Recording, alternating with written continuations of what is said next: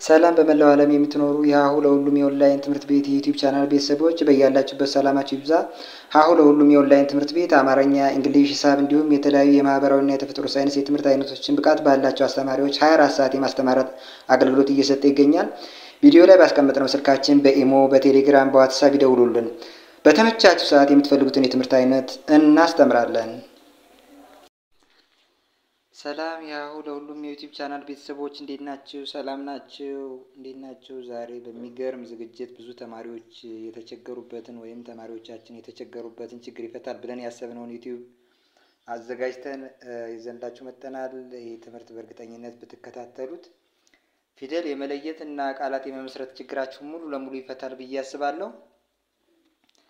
እንግዲህ ዛሬ በክፍል 1 ወይም ፊደላትን እንዴት መለየት እንችላለን፣ ከነዚህ ፊደላትስ ቃላትን መስርተን እንዴት ነው ማንበብ የምንችለው ብላችሁ የጠየቃችሁኝን ጥያቄ እንዴት አድርጋችሁ ፊደላትን እንደምትለዩና ከነዚህ ፊደላት ደግሞ እንዴት ነው ቃላትን የምንመሰርተው ወይም የተመሰረቱ ቃላትን እንዴት ነው የምናነበው ብላችሁ ለጠየቃችሁኝ ለእነዚህ ሁሉ ጥያቄዎች መልስ የሚሆን ዝግጅት አዘጋጅቼላችኋለሁ። ቤተሰብ ያልሆናችሁ ሰብስክራይብ እያደረጋችሁ ቤተሰብ ሆኖ ዩቲዩባችን አበረታቱ፣ ላይክ ሼር አድርጉ። እንግዲህ ዛሬ 7 ፊደላትን ይዘን መጥተናል። እነዚህ ፊደላት ደግሞ የእያንዳንዳቸው 7 ቤተሰብ አላቸው። እንግዲህ እነዚህን ቤተሰቦቻቸውንና 7ቱን ፊደሎች በቀላሉ ለይታችሁ ከነዚህ የተመሰረቱ ቃላትን ወይም ደግሞ ከነዚህ ፊደላት ደግሞ እንዴት ቃላት እንደምትመሰርቱ እያንዳንዱን የተመሰረቱ ቃላትን ደግሞ እንዴት እንደምታነቡ ማሳያችሁ ይሆናል። ተከታተሉኝ። እንግዲህ እንዳልኳችሁ ስንት የእያንዳንዱ ፊደላት ስንት ሆሄያት አሉት ነበር ያልኳችሁ? 7። ይሄው 1 2 3 4 5 6 7 አላቸው። እንግዲህ የእያንዳንዳቸው ደግሞ ቅርጻቸው ምን እንደሚመስልና እያንዳንዳቸውን የሁለተኛ ፊደሎች ምን እንደሚመስሉ ቅርጻቸው እዩ። እነዚህን እያንዳንዳቸውን የማስረዳችሁ ይሆናል። ይሄው ሶስተኛ ፊደሎች ደግሞ ይሄው አራተኛ ፊደሎቹም እንደዚህ ይቀጥላሉ። ይሄው አምስተኛ ፊደሎች ይሄው እነዚህን ይመስላሉ። ስድስተኛ ፊደሎቹንም ሃይላይት መግቢያ እንዲሆናችሁ እያሳየኋችሁ ነው። ይሄው ሰባተኛ ፊደሎች ደግሞ የምታዩቸው እነዚህ ናቸው። አሁን የምታሳየንን እንዴት ነው ቅርጻቸው የምንለየውና እንዲሁም ደግሞ እንዴት ነው ከነዚህ ቃላትን የምንመሰርተው የሚለውን እስከ መጨረሻው ተከታተሉ። ይሄው የሀ ቤተሰብ ሀ ሁ ሂ ሃ ሄ ህ ሆ ይኸው 7 ቤተሰቦች ናቸው። እንግዲህ እንደምታዩቸው 7 የተለያዩ ፊደላትን ያሳየኋቸው ሀ ለ ሀ መ ሰ ረ ሰ በዚህ በኩልም 7 አሉት ማለት ነው። ወይም 7 ፊደሎችን መርጫለሁ። ከነዚህ ደግሞ 7 ቤተሰቦቻቸው ያው የተለመደ ነው። የእያንዳንዱ 7 ቤተሰቦች አላቸው እያንዳንዳቸው። ከነዚህ ከአማርኛ ፊደላት ውስጥ 7 ፊደሎችን መረጡ። ከዛ ደግሞ የእያንዳንዳቸውን ቤተሰብ እንደዚህ ያስቀመጥኩላችሁ። እንግዲህ አንደኛ ቤተሰብ ምንም ቅጽል የሌላቸው ናቸው። እንደምታዩቸው አንደኛ ቤተሰቦቹ የፊደላት አንደኛው የፊደላት ሆሄ ቅጽል የሌላቸው የመጀመሪያዎቹ ቅርጽ ሀ ለ ሀ መ ሰ ረ ሰ። እንግዲህ እነዚህን ፊደሎች የመጀመሪያ ፊደሎች ያዛችሁ ማለት ሁለተኛ፣ ሶስተኛ፣ አራተኛ፣ አምስተኛዎቹን ለመያዝ ቀላል ነው። እንደምታዩቸው የመጀመሪያ ፊደላት ሀ ይኸው ብርጭቆ የመሰለች ነገር ናት። ለ ይኸው የምታዩት ናት። ሀ ይሄው ይሄን የመሰለ ቅርጽ አላት። መ ይሄው ሰ ይሄው ረ ይሄው ይሄን ይመስላሉ። እንግዲህ የመጀመሪያው የፊደላት ሆሄ ይህን ከመሰሉ ሁለተኛዎቹ ደግሞ ከመጀመሪያ ፊደላቸው ላይ በጎናቸው አግድም መስመር ቅጽል ጨመርኩባቸው ማለት ነው። እኔ ሳልሆን አጠቃላይ የአማርኛ የፊደላት ህግ እንደዚህ ስለሚሰራ ራሳቸውን የፊደላትን አምጥቼ እንደዚህ ያስቀመጥኩ። ወይም ፊደላት እንደዚህ ነው ቅርጻቸው ማለት ነው። ሁለተኛ ፊደላት እንደምታዩቸው ሁ ሁለተኛ ፊደሉ የሀ ቤተሰብ፣ ሉ የለ ቤተሰብ ሁለተኛ ፊደል፣ ሁ የሀ ቤተሰብ ሁለተኛ ፊደል፣ ሙ የመ ቤተሰብ ሁለተኛ ፊደል፣ ሱ የሰ ቤተሰብ ሁለተኛ ፊደል፣ ሩ የረ ቤተሰብ ሁለተኛው ፊደል፣ ሱ የሰ ቤተሰብ ሁለተኛው ፊደል ነው።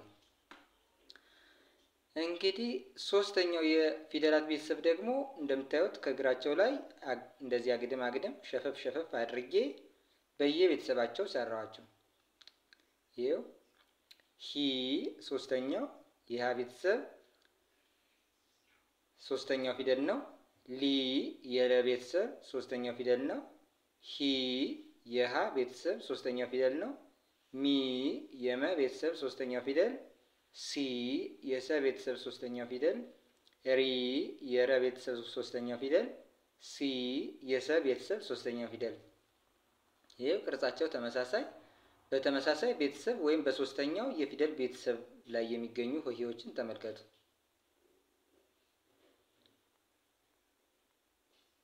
ሀ ይኸው አራተኛው የሀ ቤተሰብ ሶስተኛው ፊደል፣ ላ አራተኛው የለ ቤተሰብ አራተኛው የለ ቤተሰብ ሆሄ ነው። ይህም ሀ አራተኛው የሀ ቤተሰብ ወይም አራተኛው ፊደል ነው። ማ አራተኛው የመ ቤተሰብ ፊደል ይሄ ነው። ሳ አራተኛው የሰ ቤተሰብ ፊደል፣ ራ አራተኛው የረ ቤተሰብ ፊደል፣ ሳ አራተኛው የሰ ቤተሰብ ፊደል ነው። ይህም አምስተኛዎቹን ስናያቸው እንደዚሁ ተመሳሳይ ቅርጽ ያላቸው የምታዩቸው ናቸው። ይኸው ሁሎችም ቀለበት ቀለበት ይኖራቸዋል። የረ እዚህ ጋር ቀለበት አላት። እቺ በስተት የገባች ፊደል ናት። የጽፈት ችግር ነው። እዚህ ጋር ቀለበት ያላት ፊደል ነው የምትሆነው። በዚያ መሰረት ሄ አምስተኛው የሀ ቤተሰብ ፊደል ነው። ሌ አምስተኛው የለ ቤተሰብ ፊደል፣ ሄ አምስተኛው የሀ መርኋ ወይም የሀ ቤተሰብ ፊደል፣ ሜ አምስተኛው የመ ቤተሰብ ፊደል፣ ሴ አምስተኛው የሰ ቤተሰብ ፊደል፣ ሬ ያው የአጻጻፍ ችግር አለበት። እዚህ ጋር ቀለበት ያላት ፊደል ነው የምትሆነው። አምስተኛው የረ ቤተሰብ ፊደል ከእግሯ ላይ እዚህ ጋር ላይ ቀለበት ይኖራታል። ወይም ረን ጽፉ እዚህ ጋር ላይ በስክሪፕቶ ጽፉ። ይህን ጽፋችሁ ቀለበት ይኖራት። ሴ አምስተኛው የሰ ቤተሰብ ፊደል እዚህ ጋር ቀለበት አላት። እንደዚህ አይደል? ህ ል ህ ም ስ ር ስ እነዚህ ስድስተኛዎቹ ናቸው። ስድስተኛ ፊደሉ ይኸው ስድስተኛ፣ አምስተኛ፣ አራተኛዎቹ ከዛ ሰባተኛ ፊደሎቹ ደግሞ ይኸው ሆ ይኸው ይሄን የመሰለ ቅርጽ አለው። እየጻፋችሁ ተለማመዱ። ሎ ይኸው ይሄን የመሰለ ቅርጽ አለው ጻፉ። ሆ ይኸው ይሄን የመሰለ ቅርጽ አለው። በዚህ በኩል እግሮቹ ያጠረ። ሞ ሰባተኛው ፊደል ይሄ ነው። ሞ ሶ ሰባተኛ የሰ ቤተሰብ ፊደል ይሄን ይመስላል። ሮ ይኸው ሰባተኛ የረ ቤተሰብ ፊደል፣ ሶ ሰባተኛ የሰ ቤተሰብ ፊደል ነው። እንግዲህ እንደዚህ ሃይላይት ካሳየኋችሁ በእያንዳንዳቸውን ቤተሰብ ላሳያችሁ። ሀ የመጀመሪያው የሀ ቤተሰብ ፊደል፣ ሁ ሁለተኛው ይሄው የምታዩት፣ ሂ ሶስተኛው የሀ ቤተሰብ ፊደል፣ ሀ አራተኛው የሀ ቤተሰብ ፊደል፣ ሄ አምስተኛው የሀ ቤተሰብ ፊደል፣ ህ ስድስተኛው የሀ ቤተሰብ ፊደል፣ ሆ ሰባተኛው። ስለዚህ ከኔ ጋር በድጋሚ በሉ። ሀ ሁ ሂ ሃ ሄ ህ ሆ። እንግዲህ አንደኛው የለ ቤተሰብ፣ ሁለተኛው፣ ሶስተኛው፣ አራተኛው፣ አምስተኛው፣ ስድስተኛው፣ ሰባተኛው እዩት። ለ ሉ ሊ ላ ሌ ል ሎ። ከኔ ጋር ደግማችሁ በሉ። ከአንደኛው ጀምራችሁ እስከ ሰባተኛው የለ ቤተሰብ ፊደል በድጋሚ እንላለን። ለ ሉ ሊ ላ ሌ ል ሎ። አሁንም ከኔ ጋር ይህንንም ተከታተሉ። ሀ ይሄው ከአንደኛው የሀ ቤተሰብ እስከ ሰባተኛው፣ ሁ ሂ ሃ ሄ ህ ሆ። አሁንም በድጋሚ ከኔ ጋር ተከታተሉ። ሀ ሂ ሃ ሄ ህ ሆ። ይኸው የምታዩት ነው። የመ ቤተሰብም እንደዚሁ ሰባቶቹንም እንጥራ። መ ሙ ሚ ማ ሜ ም ሞ። ይኸው የምታዩት ነው። መ ሙ ሚ ማ ሜ ም ሞ። የሰ ቤተሰብም እንደዚሁ ሰባት ቤተሰቦች አሉት። ሰ ሱ ሲ ሳ ሴ ስ ሶ። ይኸው አሁንም በድጋሚ ልበላቸው። ሰ ሱ ሲ ሳ ሴ ስ ሶ። ከዚያ የረ ቤተሰቦቹም እንደዚህ ረ ሩ ሪ ራ ሬ ር ሮ። የሰ ቤተሰቦችም እንደምታዩቸው ሰ ሱ ሲ ሳ ሴ ስ ሶ።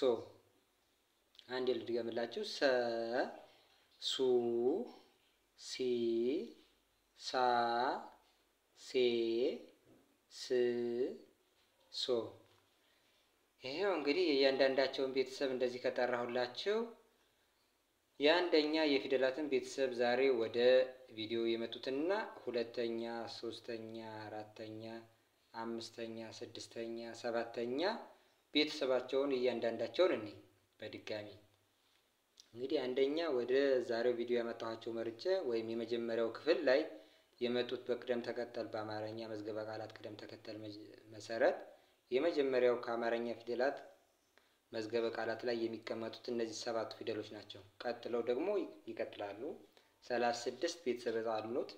ከነዚህ መካከል ሰባቱ ዛሬ መጥተዋል። በሚቀጥለው ክፍል ደግሞ ይመጣሉ ሌሎቹን ማዘጋጅላችሁ ይሆናል።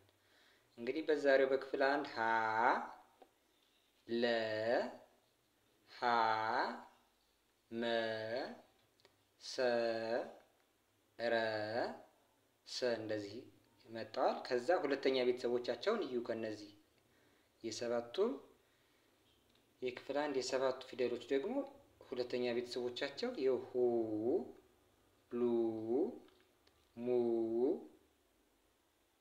ሉ ይቺ ሁ ሙ ሱ ሩ ሱ እዩዋቸው። ከአንደኛ ቤተሰቦቻቸው ላይ አግድም መስመር መጨመር ሁለተኛ ቤተሰቦቻቸውን ወይም ሁለተኛ ሆሄዎችን ለመመስረት ከአንደኛው የፊደል ሆሄ ላይ አግድም መስመር ከጎኑ ላይ መጨመር ብቻ።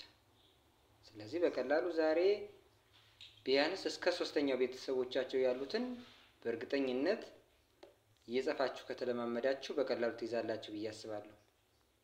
ስለዚህ የሀ ሁለተኛው ፊደል ይኸው ሁ ለማለት እዚህ ጋር አግድሙ ላይ ከጎኑ ላይ አግድም መስመር ጨምሩበት። ይኸው ሁ። የለ ለሁለተኛ ቤተሰቡን ለመመስረት ወይም ሁለተኛ ቤተሰቡን ወይም ሁለተኛው ሆሄ የለ ቤተሰብ ለመመስረት ከጎኑ ላይ አግድም መስመር ይኸው ሉ። የሀ ሁለተኛው ፊደል ለመመስረት ወይም ሁለተኛው ሆሄው ሁ እንደዚህ አግድም መስረት አግድም የሆነ አግዳሚ ነገር መጨመር። የመ ይኸው እንደዚሁ እንደሌሎቹ አግድም የመጀመሪያውን ፊደል ላይ አግድም መስመር መጨመር ሙ። የሰ ለሁለተኛው ሆሄ ለመመስረት ይኸው ሱ። የረም እንደዚሁ ሩ ከጎኑ ላይ መስመር ነው እንደዚህ የተጨመረበት፣ ሌላ ምንም የተጨመረ ነገር ይኸው ሩ። ሰንም ጽፋቸው እዛ ጎኑ ላይ ሲጨምሩበት ሱ። ስለዚህ አንደኛ ፊደሎቹ ቅጽል የሚባል ከጎናቸው ላይ የተጫረ ነገር የለም፣ ጥርት ያሉ እነዚህ ናቸው። እንግዲህ እዩዋቸው። ሁለተኞቹ ደግሞ ከጎነ ጎናቸው ላይ ሁ ሉ ሁ ሙ ሱ ሩ ሱ።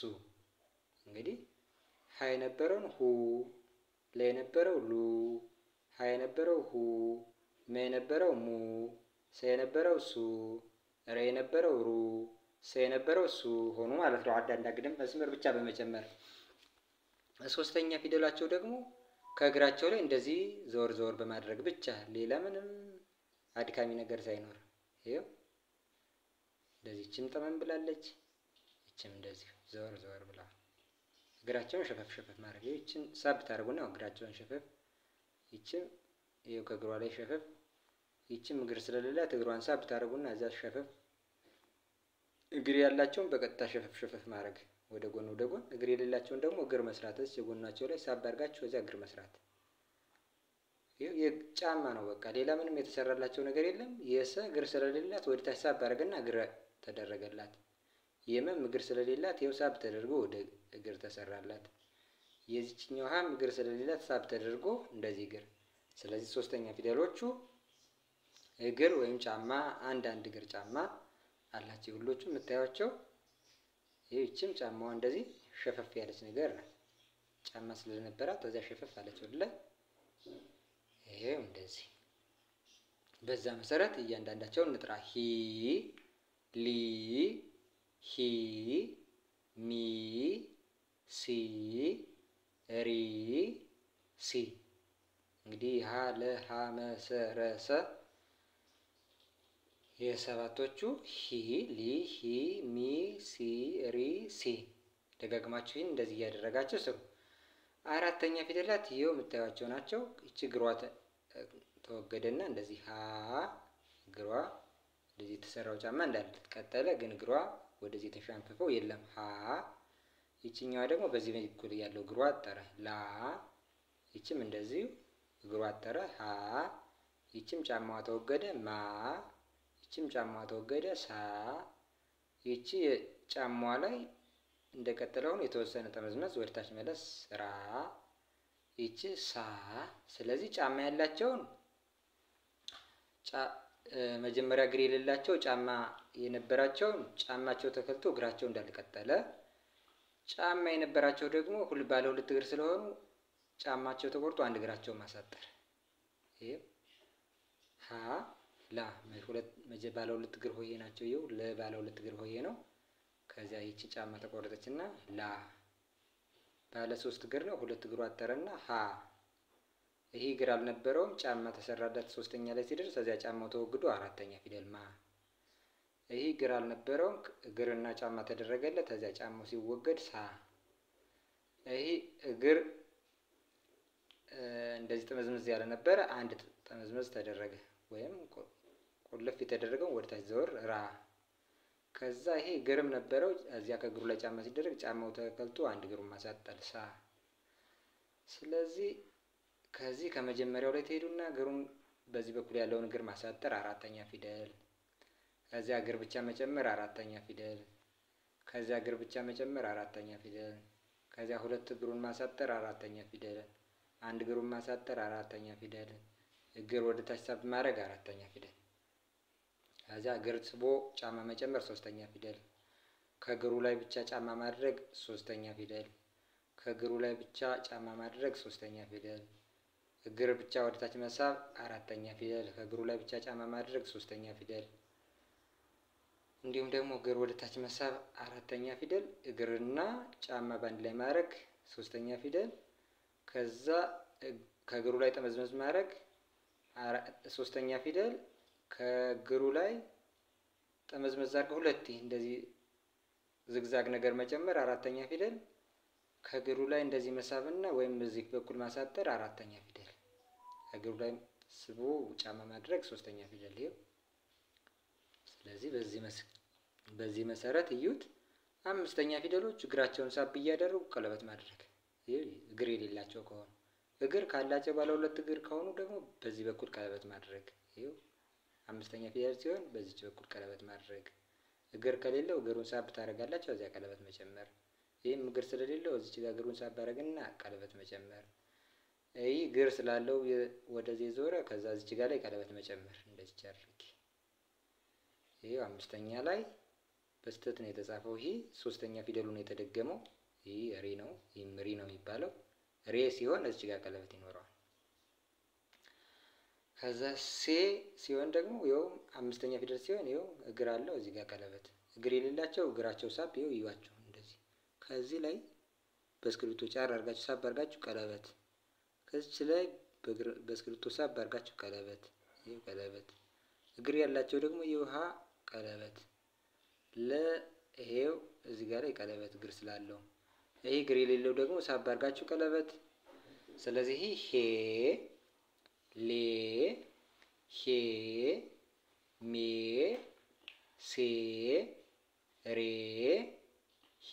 ሴ ይህ ቀለበት መኖር አለበት። ሬ ለመሆን ሬ ብዬ የጠራሁት ያው አምስተኛ ፊደል የሚል ድምፅ እንዳለው እንድታውቁ ነው። ስድስተኛ ፊደሎች ደግሞ የምታዩቸው እነዚህ ናቸው። ህ እዚች ጋር ላይ በጎን በኩል ያለችው እግሯ ስትጽፉ ጠመዝመዝ አድርጋችሁ እዚያ ሀን መሳል። ከዚያ ስድስተኛ ፊደል ል ከዚች ጋር ነው የተጨመረባት በዚህ በኩል በውስጥ እግሯ ቀለበት ል ህ አናቷ ላይ እንደዚህ ቅጠል ነገር ጠመዝመዝ አድርጋችሁ መቀጠል ወይም ሀን ጽፋችሁ ከአናቷ ላይ እንደዚህ የተወሰነ ጭረት ነገር ወደ ላይ ሳብ ማድረግ ህ ም በዚህ በኩል ሸፈፍ ያለ እግር መቀጠል መን ትጽፉና በዚህ በኩል ሳብ ማድረግ ም ሰን ከጻፋችሁ በኋላ በዚህ በኩል ጠመም አድርጋችሁ እግር መቀጠል ነው። ስ ር ደግሞ ግማሽ ክብ ነገር ማድረግ ነው። እንግዲህ ር ወይም ብራኬት ነገር የሆነ ግማሽ ክብ የመሰለ ቅርጽ ያላት ናት። ር ስ ካናቷ ላይ ያለውን ቅጥል ወደዚህ በኩል ዘወር አድርጎ መጻፍ ስ የሚባል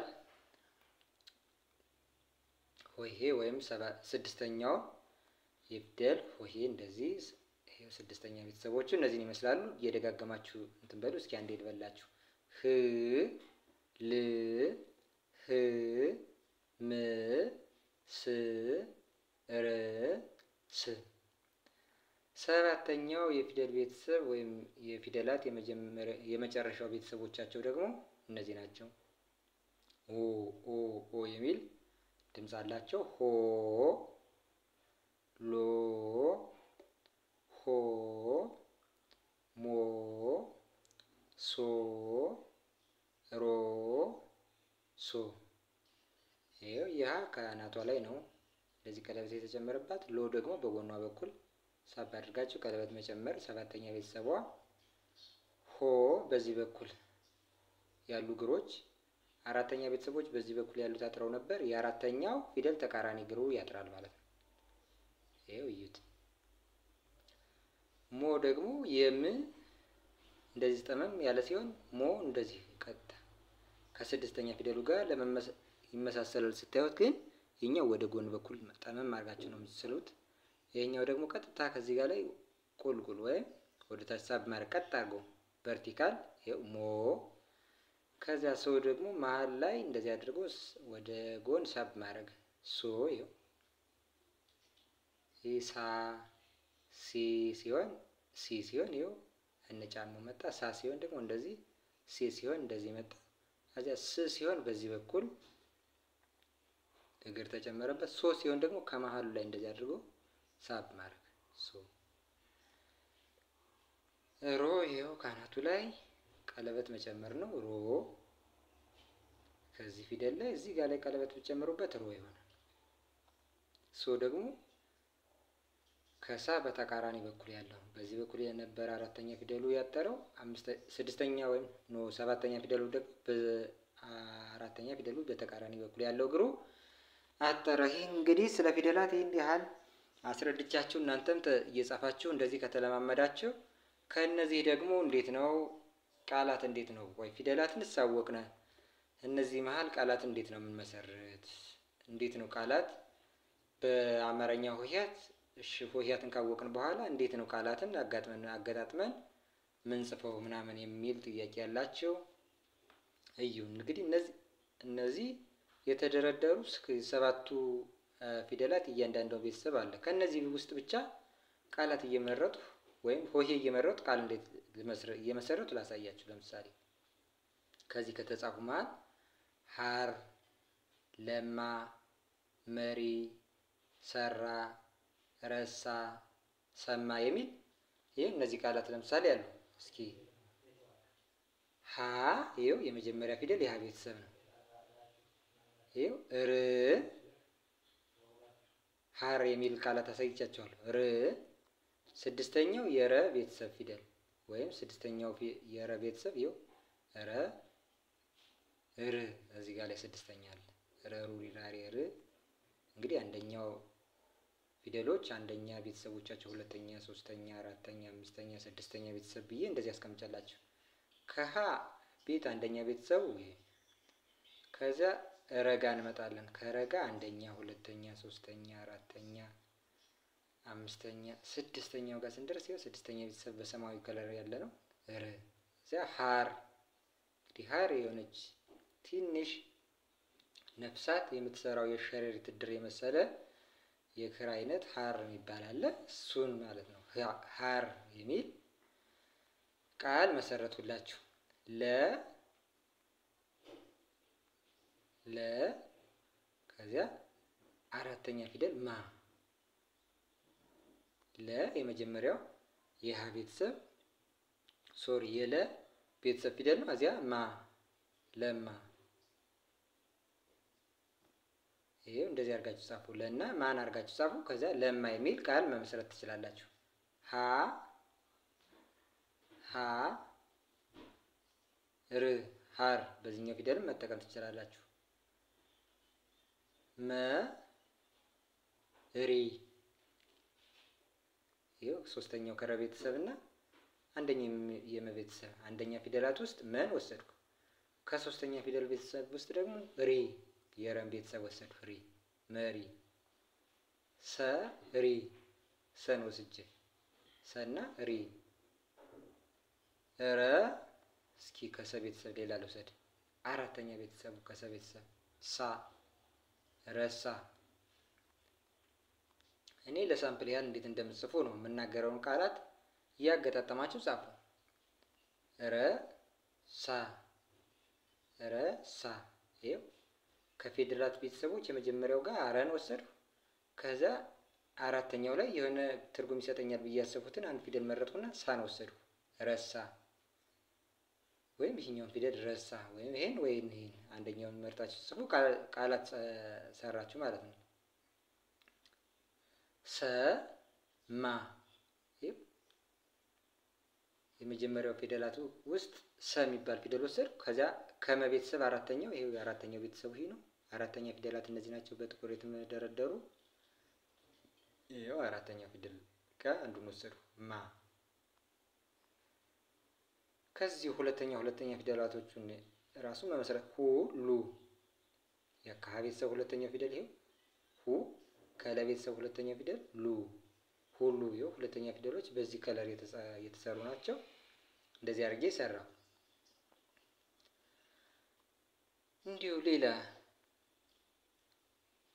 ላ መ ላ መ ላመ።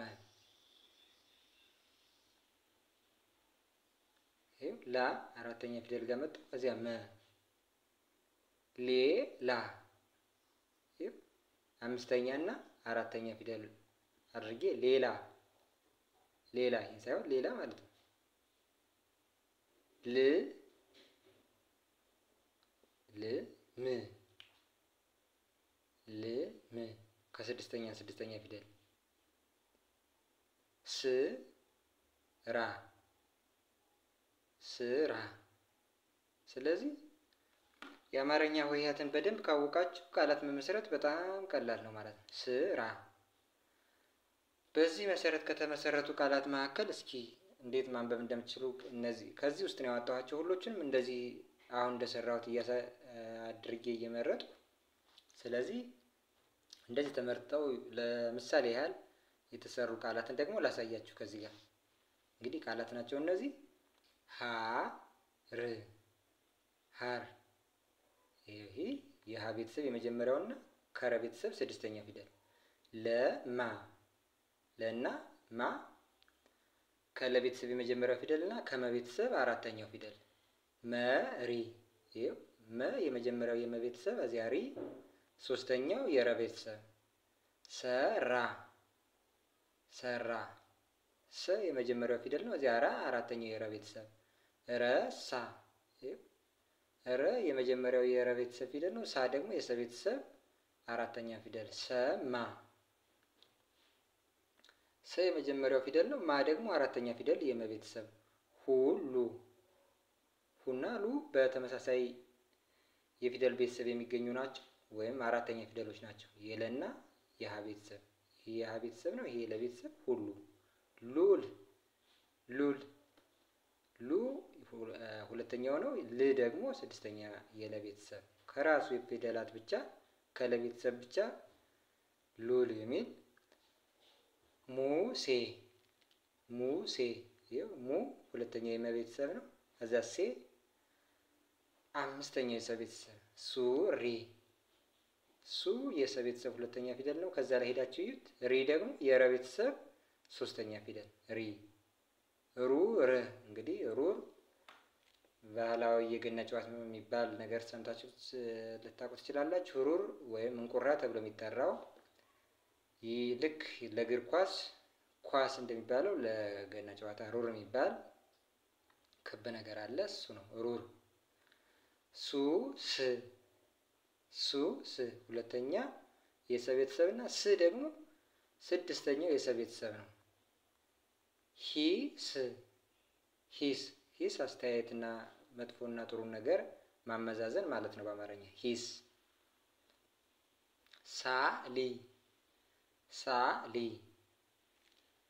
እንግዲህ አራተኛው የሰ ቤተሰብና ሊ ደግሞ ሶስተኛው የለ ቤተሰብ ነው። ሳሚ ሳሚ አራተኛውና ሶስተኛ ወይም አራተኛ የሰ ቤተሰብና ሶስተኛ የመ ቤተሰብ አምጥቼ ይህን መሰረቱ። ሲም ሲም ሶስተኛው የሰ ቤተሰብና ም ደግሞ ስድስተኛ የመ ቤተሰብ ነው። ስለዚህ ሆሄያት ላይ ሄዳችሁ በቀጥታ ስንተኛ እንደሆኑ እያያችሁ እንደዚህ ቃላት እየመሰረታችሁ ተለማመዱ። ሲም ሰሪ ሰሪ ይሄ የመጀመሪያው የሰ ቤተሰብ ነው። ሪ ደግሞ ከዚያ ላይ ስታዩት ሶስተኛ የረ ቤተሰብ ሆኖ ታገኙታላችሁ። ሰሪ ሲል ሲል እንግዲህ ሶስተኛው የሰ ቤተሰብ እዚያ ል ደግሞ ስድስተኛ ነው። ረሂማ ረሂማ ረ የረ ቤተሰብ የመጀመሪያው ፊደል ሂ ደግሞ ሶስተኛ ማ አራተኛ ፊደሎች ናቸው። ረሂማ ሊሰራ ሊሰራ ሊ ሶስተኛ ነው። ሰ የመጀመሪያ ፊደል የሰ ቤተሰብ ራ አራተኛው የረ ቤተሰብ ሊሰራ። እዩ ተዛ የደጋገማችሁ እነዚያን እዩ። ሚላስ ሚላስ ሚላስ ይኸው ሚ ሶስተኛ ፊደል ነው። እንደምታዩት ሶስተኛ ፊደሎች እንደዚህ ጠመም ያሉ ናቸው። ከዛ ላይ በደንብ የፊደላትን ያለያችሁ ልጆች ሂዳችሁ እየጻፋችሁ እንዴት እንደሆኑ አንደኛ ሁለተኛዎቹን እየደጋገማችሁ እዩዋቸው። ሚ ላ ስ እቺ ሚ ሶስተኛ ፊደል ናት። ላ አራተኛ ፊደል ናት። ስ ደግሞ ስድስተኛ የሰ ቤተሰብ ፊደል ናት። ሲ ሰማ ሲ ሰማ ሲ ሶስተኛ ፊደል ናት። ሰ የመጀመሪያ ፊደል የሰ ቤተሰብ ናት። ማ አራተኛ ፊደል ናት። ከዛ ሲሰማ። ሳሪስ ሳ አራተኛ ፊደል ናት። ሪ ሶስተኛ ፊደል ስ ስድስተኛ ፊደሎች ናቸው። እንግዲህ እንደዚህ እያደረኩኝ እንድትለማመዱ ብዬ እነዚህን ቃላት ለምሳሌ ያህል ይዤላችሁ መጣሁ። እናንተ እነዚያን ፊደሎች እያጣመራችሁ ብዙ ቃላትን መመስረት ይቻላል። በዛሬው ዝግጅታችን ከዚህ ጋር እናጠናቅቃለን። እንግዲህ ሳብስክራይብ ያላደረጋችሁ ሳብስክራይብ እያደረጋችሁ፣ ላይክ እያደረጋችሁ፣ ሼር እያደረጋችሁ ለጓደኞቻችሁ ዩቲዩባችን አበረታቱ። በክፍል 2 እስከምንመለስ ሰላም ሁኑ።